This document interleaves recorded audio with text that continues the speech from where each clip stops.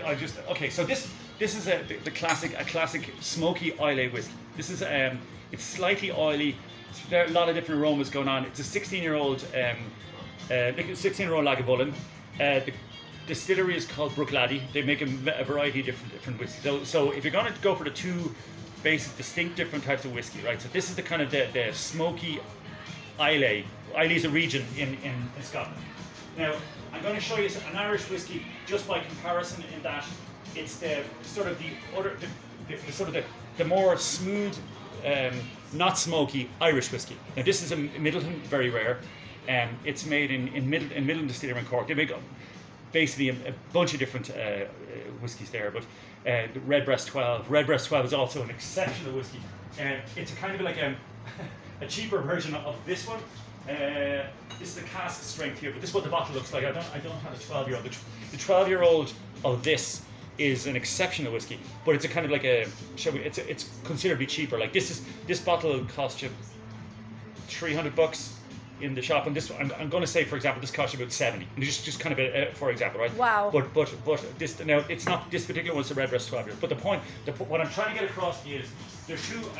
Kind of the place to start with whiskey is you have this kind of smoky kind of, you know, the smoky and the not so smoky. Now, of course, there's many other things, because what they do is they get these whiskies, very popular in Irish whiskey. So what they do is they get the whiskies and they put them into sherry barrels, and so they when they're aging them, they age them in barrels that were used previously for beer, for sherry, rum, whatever. I mean, the varieties are endless. Okay, like this is a Finlag, and it's actually made in the same distillery as this one. It's in Bruichladdich as well. But this one is a that one's a port finish. It's smoky port. I mean, I could go on forever about the different varieties. And you've had all of these. Sorry. All of these you've had. Well, the thing is, when we buy whiskey, we don't have a whiskey menu here. So what we tend to do is we tend to buy what's available.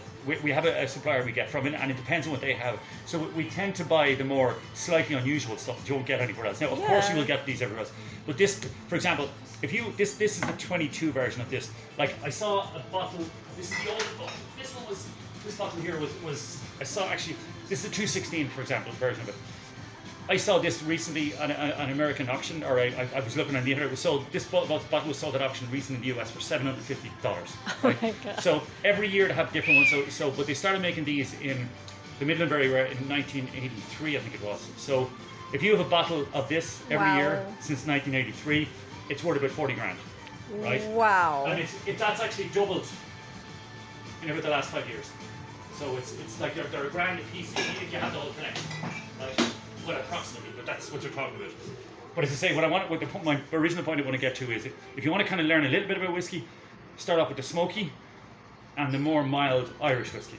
And it's to do with the way the barrels, where I could show you in the back. We have the stage from the barrels, the inside of the wood from the barrels, and just shows how they originally charred the barrels or smoked them to sterilize them, because they used the barrels for different things. Because they used to get the barrels for, but basically like. Originally, all the Irish whiskey was made in American oak barrels. So what they used to do when the people were emigrating from Ireland, they would go over with and the boat so then the boats were coming back, and there was so much timber in the US at the time, they were just cutting down the oak trees, and they were using it as ballast in the boats during the 1800s to bring back the boat, because otherwise they couldn't sail the boats back. So then they started using this American oak for the Irish whiskey. Wow. And then there was different variations of that. I mean, it goes on and on and on. You know, the type of timber you get. There's another one here, Dark Whale, for example.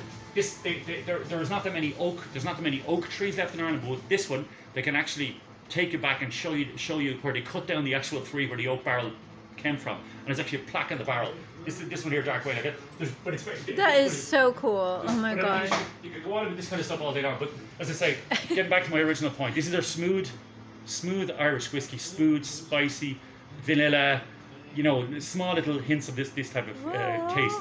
But they say it depends on the type of barrel used to age them, and then sometimes they use 2 or 3 different types of barrels, and they mix them. For example, this one here is a triple grain or triple cask Cubagan. I was actually in this distillery about 3-4 months ago, and they use like a bourbon barrel, an oak barrel, and a sherry barrel. I think it is bourbon, sherry, and American oak. Okay, So so what they do is they use three different types of barrels, and then when they get them, then they mix them together to come up with this one. And that's what makes the taste, Yeah, the barrels. so you get a bit. It's the barrel, because you see, obviously the liquid is sitting on the barrel for a long period of time.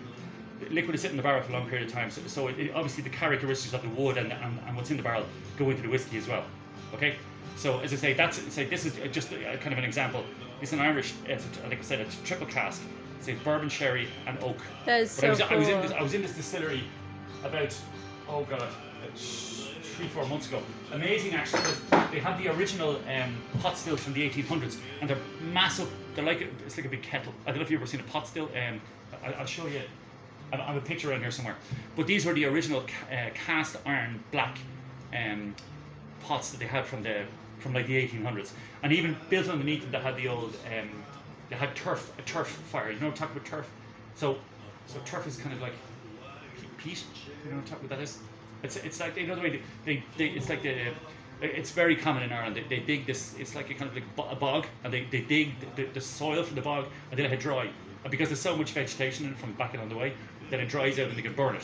So that's why it gives it very distinctive. If you go into some traditional old pubs in Ireland, you walk in, you get the smoky air that's not like anything other. It's turf fire. But they used to use that for not only did they use that in this particular place that I'm talking about, where they used to use the turf to heat the it starts off like beer basically, and then they boil it, but the alcohol boils at 60. And then they distill it. Right, that's in it. But the thing is, the turf is a very important characteristic in whiskey, because they used it. It was a cheap way of heating the boiling, you see, they don't actually. The alcohol boils at 64 degrees, so it evaporates, and that's what they collect, and so on and so forth. But when I'm talking about this turfy Scotch whiskey, it's got to do with. They used to use the turf in this process as well, because in Scotland have the same type of environment. So that's where they used to that's when they used to get the barrels, turn them upside down, and get the smoke from the turf to burn the inside of the barrel to get the smoky. And that's the taste. Well, yes.